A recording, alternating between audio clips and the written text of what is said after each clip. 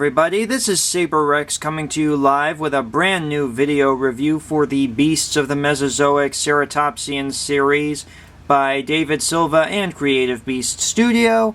And today we are going to be looking at the 1/18th scale of Nasutoceratops titusi. So here we are, there it is. And before we take a look at this figure, let's take a look at the packaging, shall we? So, moving the figure aside, here is the packaging for the Nasutoceratops titusi. And as you can see, it's beautiful, beautiful artwork. Inside the packaging, you also get this beautiful diorama, which you can take out and place behind the figure, which is standard for all Beasts of the Mesozoic figures. And the artwork is, of course, done by Raul Ramos, because there were many, many different artists for the Beasts of the Mesozoic Ceratopsian series. And so, yeah, artists like Raul Ramos, Jax Jackson, and R.J. Palmer, they all contributed to it, depending on the figure. And, yeah, behind the information card, which you can see here, you get this beautiful look at all the Ceratopsian figures for Wave 1, which is standard for the packaging. And this will also be the same for Wave 2 when it comes out. And inside the box, you get two very important items alongside the figure. You get this beautiful information card, as you can see here, with, of course, the artwork from the packaging on it, and an image of the figure on the back with the diorama behind it, and, of course, the information therein. And, of course, going with that, you also have the ever so important instructions. Now, for all the Ceratopsian figures, you are required to heat up the tail either in hot water or with a hairdryer. I prefer the hairdryer myself because it's easier and less messy than water.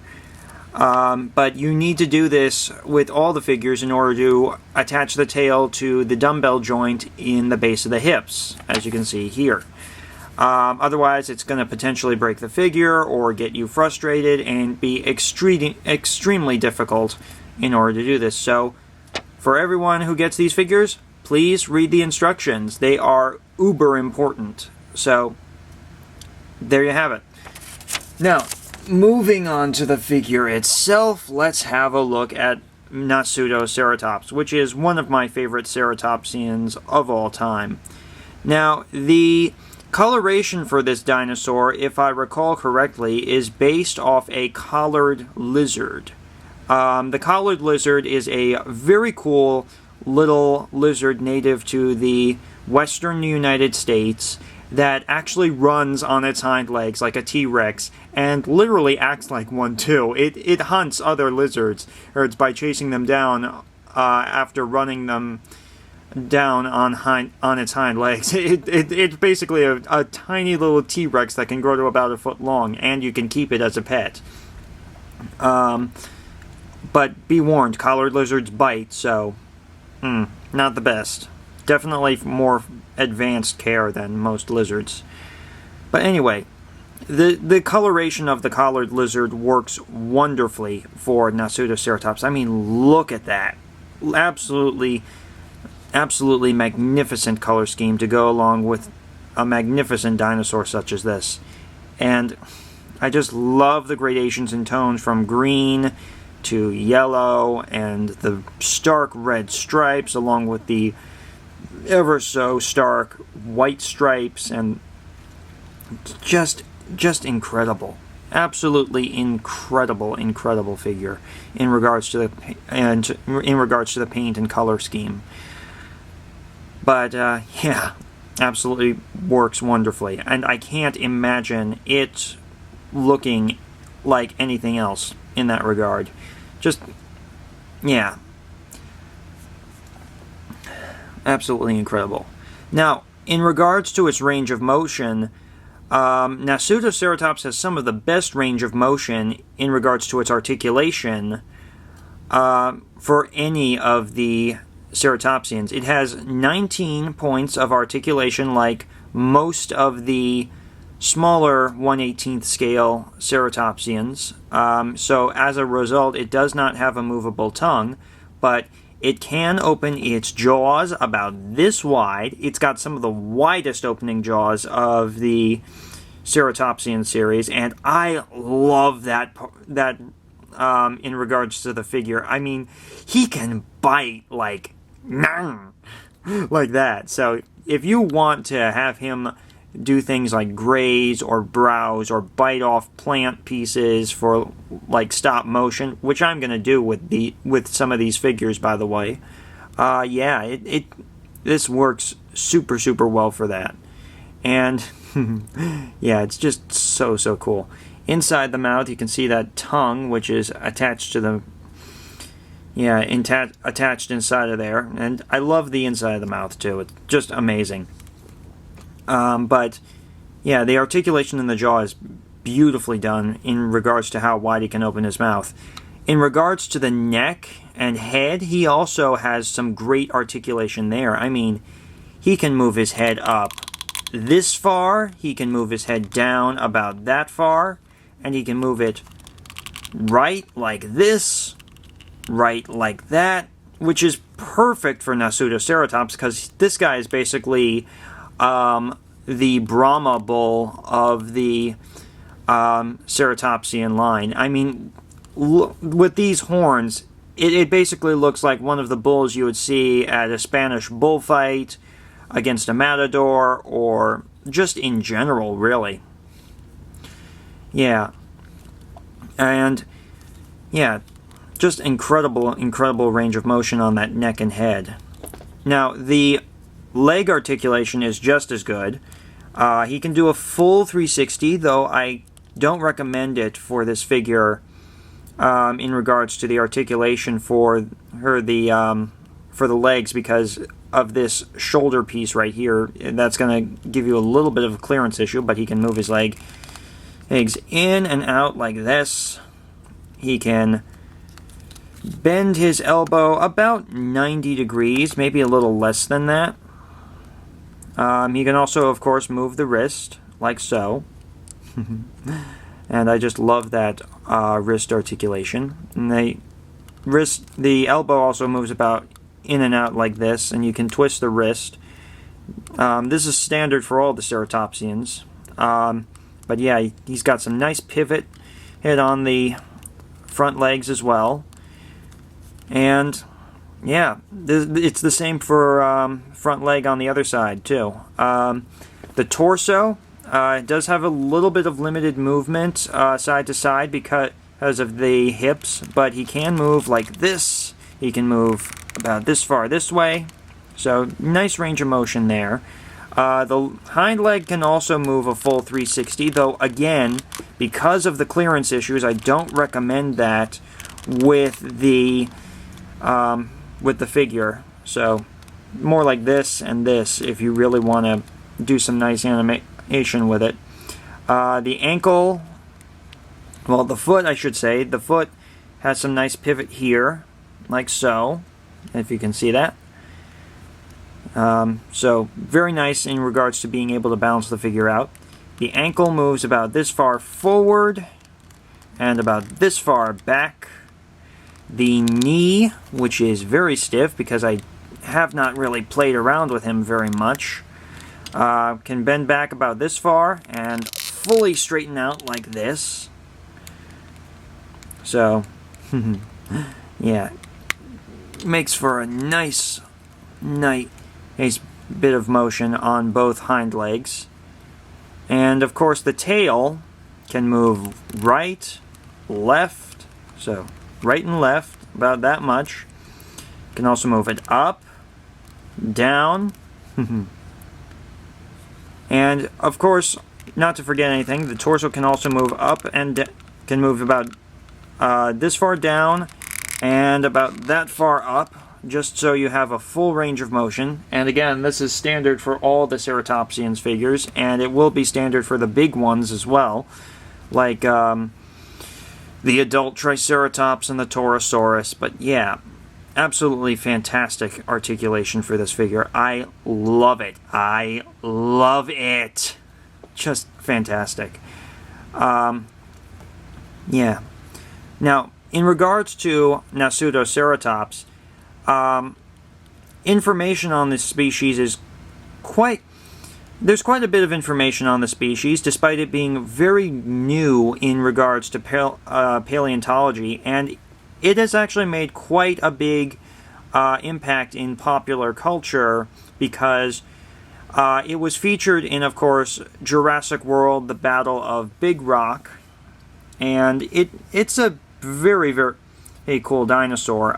The color scheme for it was different for that, and for the tie-in game that is Jurassic World Evolution, a much darker color, though I do like it. I can't imagine Nasutoceratops really looking like that from the Jurassic World series. But yeah, it's just an amazing dinosaur.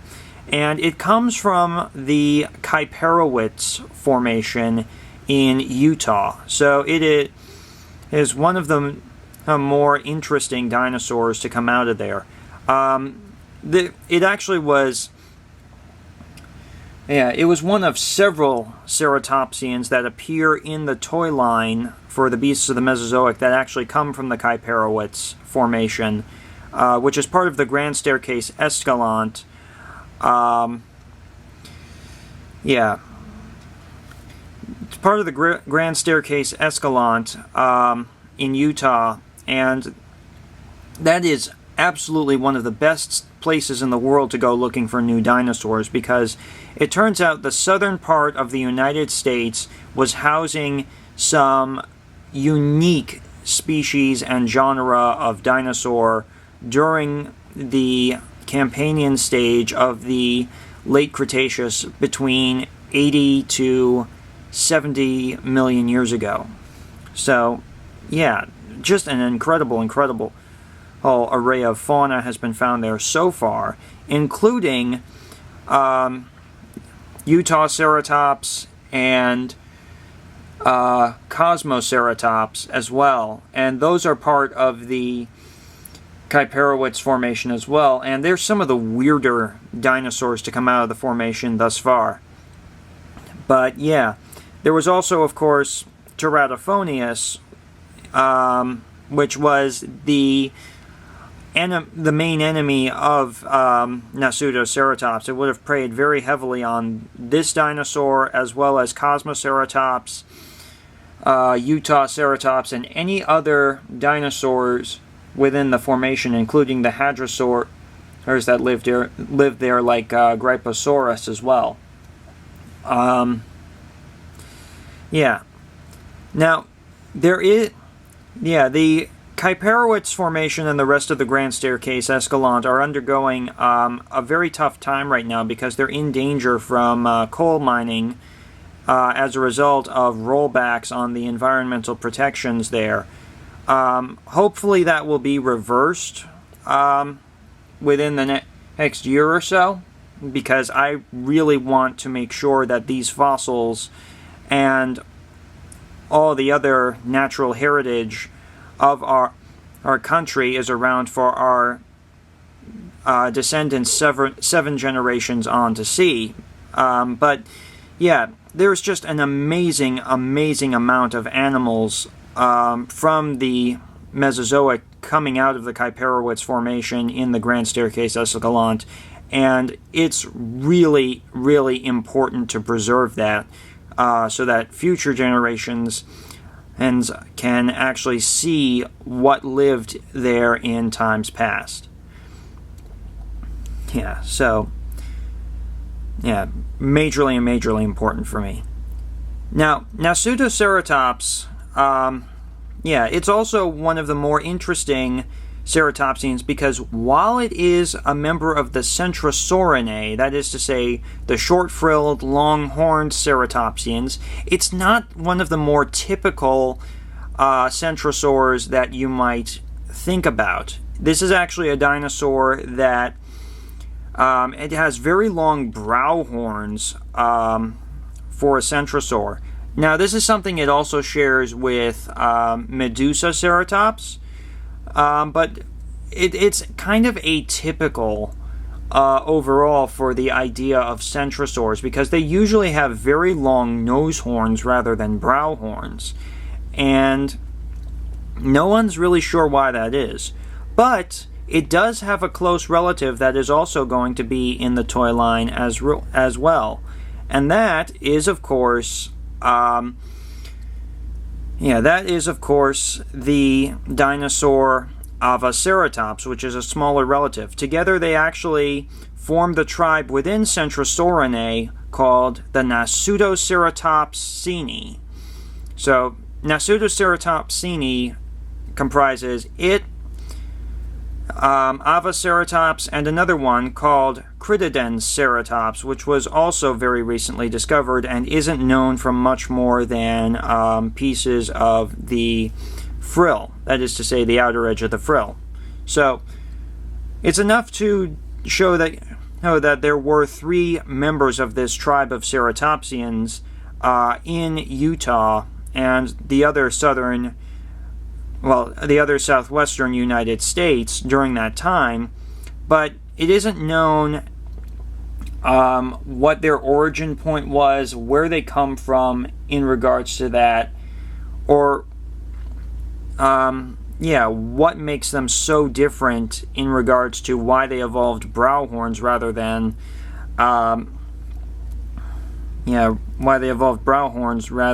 a nose horn similar to other centrosaurs within the Ceratopsidae.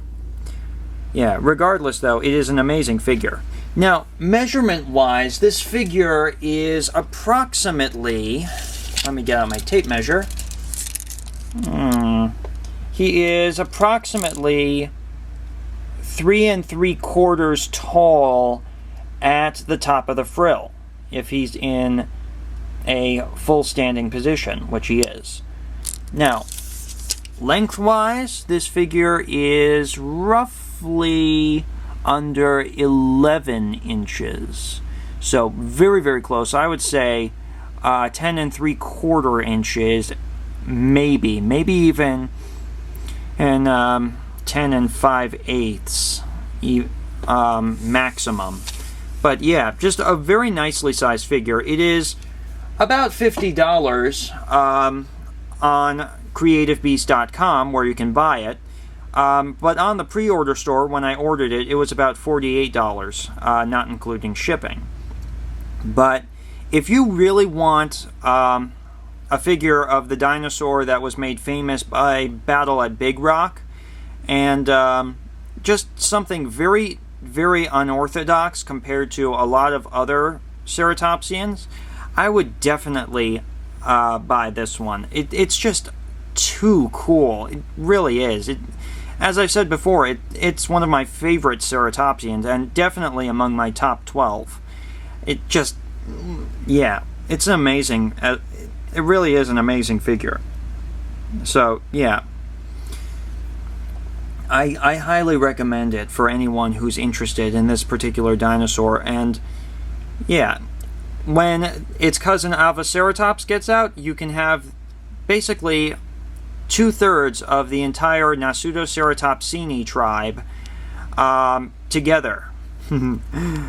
Yeah, so that's very, very cool in that regard.